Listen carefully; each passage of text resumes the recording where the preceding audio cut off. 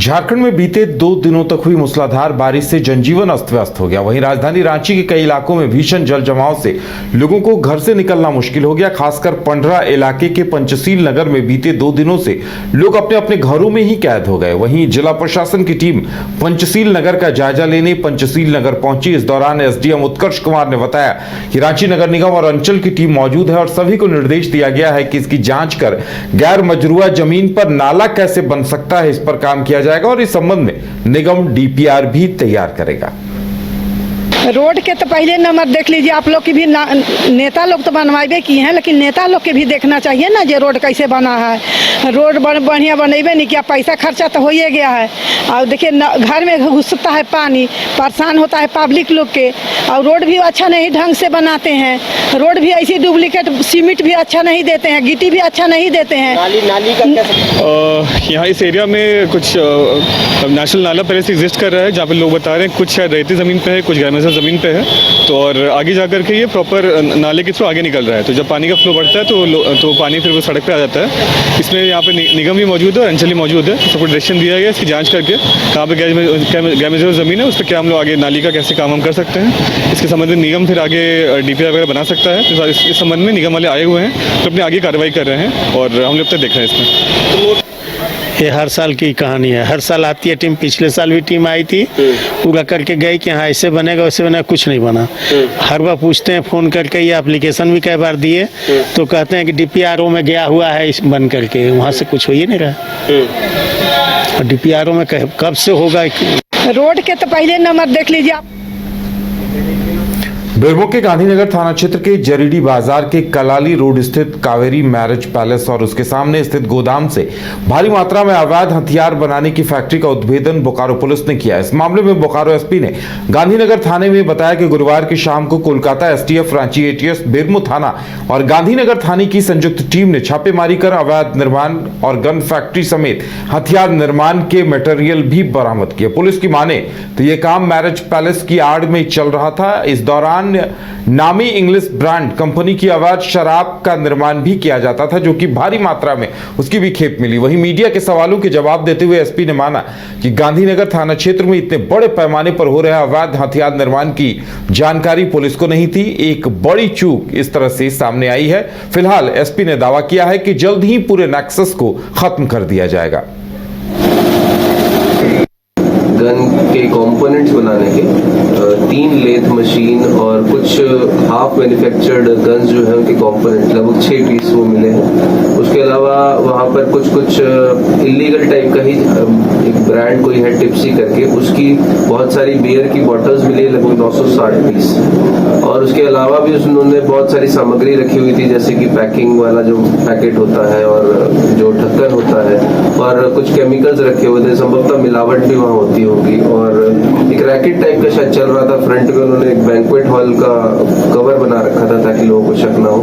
तो काफी बड़ा ये बस्ट है और हम अब इसको लीड को आगे परस्यू करेंगे ताकि जो नेटवर्क इससे जुड़ा हुआ है उसको हम पूरा इसको क्रैक करके पूरा अनर्थ कर सके और जो भी लोग इन्वॉल्व है उनको कड़ी से कड़ी जितना हो सकता है कानूनी कार्रवाई के विरुद्ध हो, उनको सजा मिले। हम इसके ऊपर पूरा स्ट्रॉन्ग जो इन्वेस्टिगेट करके कार्रवाई करेंगे। गन के कॉम्पोनेंट कोडरमा घाटी में हुए 80 लाख की सोने की लूट के मामले में पुलिस ने खुलासा कर दिया है। लूटे गए सोने के बिस्किट समेत 5 अपराधियों को पुलिस ने गिरफ्तार किया है। पुलिस ने इस लूट कांड में इस्तेमाल की गई आर्टिगा कार और एक्सयूवी कार भी बरामद कर ली है। वहीं एसपी अनुदीप सिंह ने बताया कि घटना को लेकर प्राथमिकी दर्ज होने के बाद पुलिस ने त्वरित कार्रवाई करते हुए मामले का उद्भेदन करने में सफलता हासिल की है। 15/6/25 को एक व्यक्ति है दीपक कुमार गुप्ता, ये छपरा के रहने वाले हैं।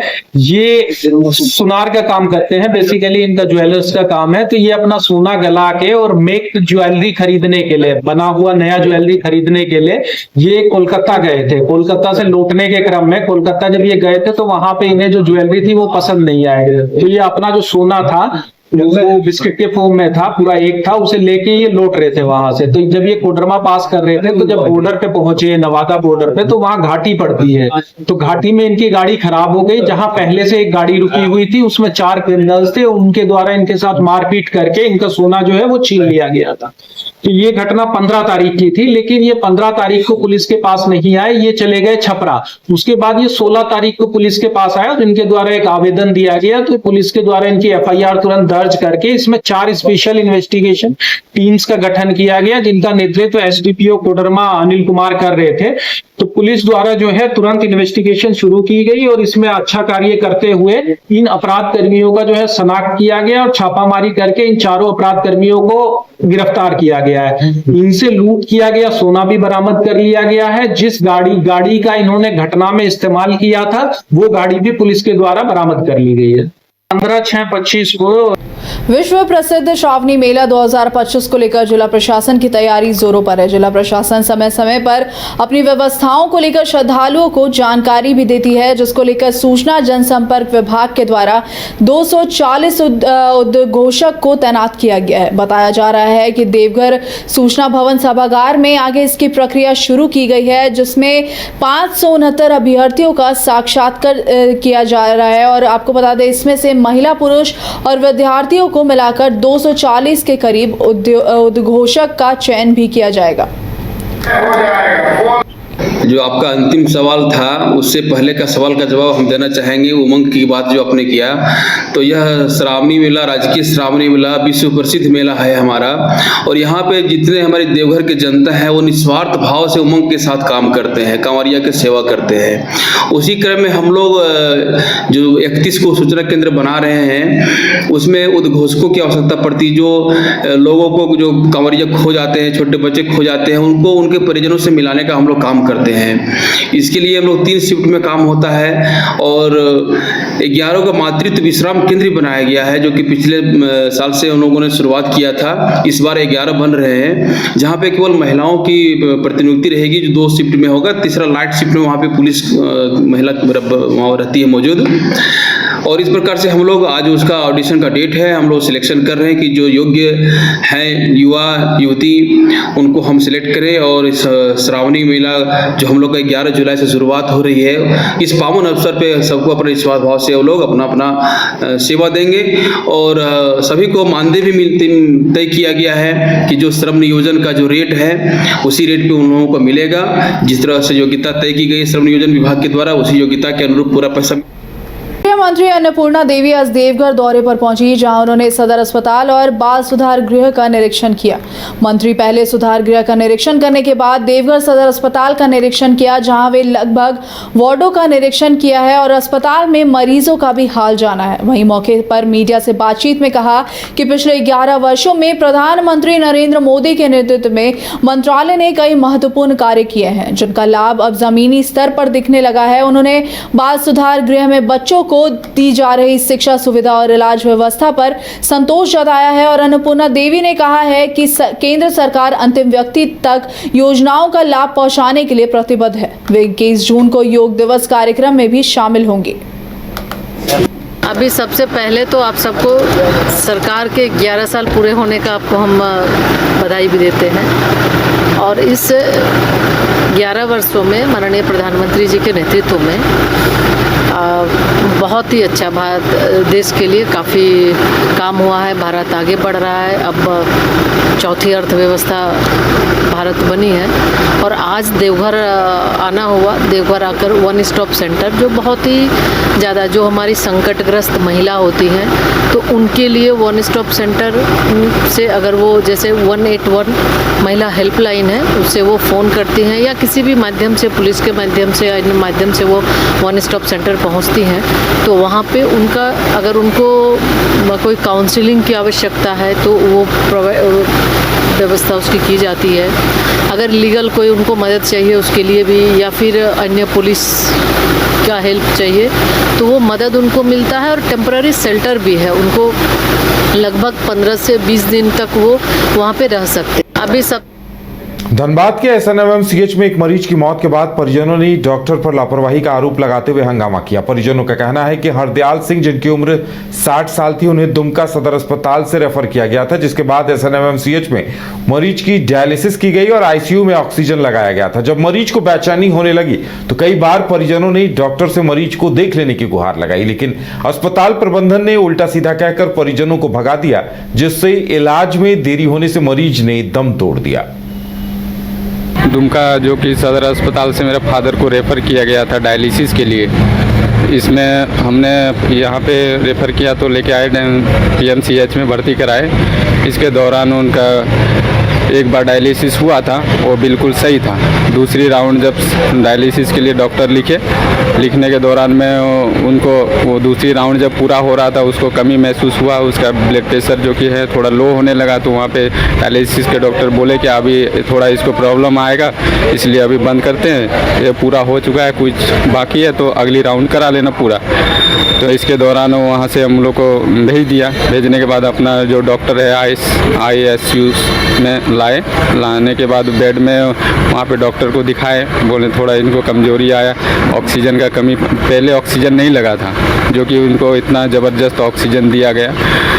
इसके दौरान लाए, हम बेड में सुलाए और सही था। उसने डॉक्टर पूर्णिमा मैडम आई, उसने जो कि 100% का ऑक्सीजन उसको लगाया फेफड़े में, मुंह से लगाने के दौरान में उसकी थोड़ा देर बाद वो सेफ हो गया। वो फिर से दोबारा बोलने लगा, फिर से वो जितना एनर्जी टाइप था उसको फिर से वापस उसको मिल गया। उसने मुंह से भी बोला कि हमको अब ज़रूरत नहीं है, ये पाइप निकाल दो, हम अच्छा है। तो इसके दौरान हम लोग जो मैडम लगाई थी उसके पास गए, दो बार भी बोले, 2 बार गए तो वो नहीं थी चैम्बर में। तो हम लोग पिताजी पाइप निकालने के लिए बोल रहे थे। हाँ, पाइप निकालने के लिए बोल रहे थे। तो पूर्णिमा मैडम में 2 बार चैम्बर गए तो नहीं मिली, तो इमरजेंसी सेवा में गए। इमरजेंसी में गए तो वहाँ पे डॉक्टर थी, तो 4 बार राउंड लगाए। 4 बार हम लोग को डांट के भगा दिया, बोला तुम लोग को इलाज नहीं कराना है, होता है तो लाता क्यों है। हम बोले मैडम थोड़ा कंडीशन देख लीजिए, अगर पेशेंट को ठीक है हम लोग नहीं निकालेंगे, पाइप ना निकालिए, एक बार कंडीशन भी देखिए।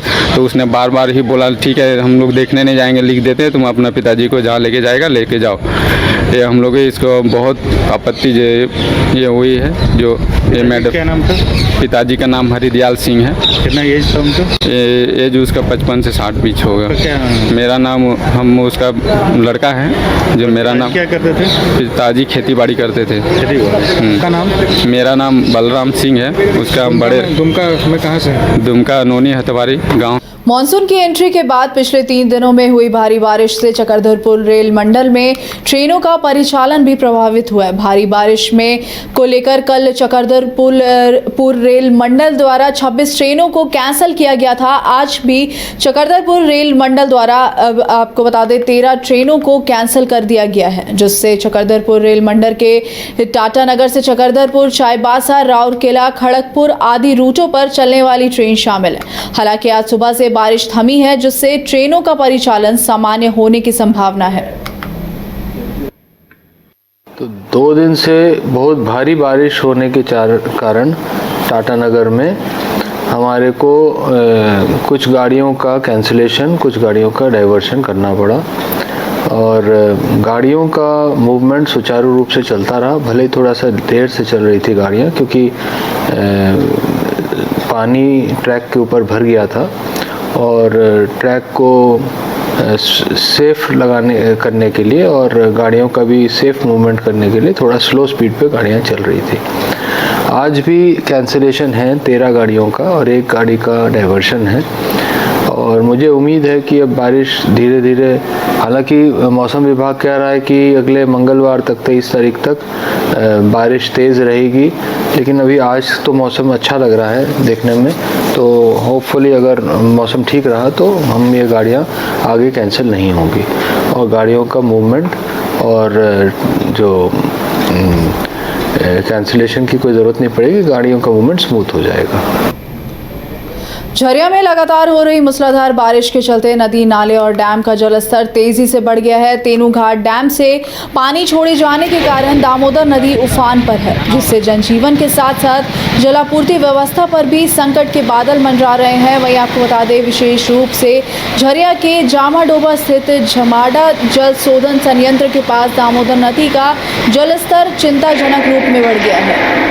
तेनूघाट डैम के गेट खोले जाने के बाद दामोदर नदी का जलस्तर 464 आरएल बढ़ गया है, जिससे झमाडा संयंत्र से होने वाली जलापूर्ति में बाधा उत्पन्न हो रही है। अनुमान है कि इससे लगभग 12 लाख लोगों की जलापूर्ति प्रभावित हो सकती है। इधर 3 दिनों में जो बारिश हुई है वो सामान्य से बहुत ज़्यादा बारिश हुई है, जिसके चलते ये पेयजल की समस्या हुई है और लगभग जलस्तर जो है दामोदर नदी का 164 आरएल हो गया है और जिससे वहाँ पर जहाँ पर से पानी यहाँ पे माडा वाटर बोर्ड में आती है वो फुटबॉल वगैरह सब जो है पानी में डूब चुका है और लगभग अगर 1-2 दिन बारिश अगर अब ना हो तभी जलापूर्ति हो पाएगी और वो जो फुटबॉल है उसमें जलकुंभी वगैरह भर गया है और इस नदी के अभी तेज बहाव में उस जलकुंभी का सफाई करने में भी परेशानी आ रही है। वैसे हमने संबंधित अधिकारियों से बात की है कि झरिया की जनता को निर्बाध रूप से पानी की आपूर्ति होते रहे और जो है हमने अपने माननीय सांसद एवं माननीय विधायक को भी वस्तुस्थिति से अवगत करा दिया है और मैं खुद भी घटना स्थल पर जाकर देखा है कि क्यों पानी की समस्या हो रही है।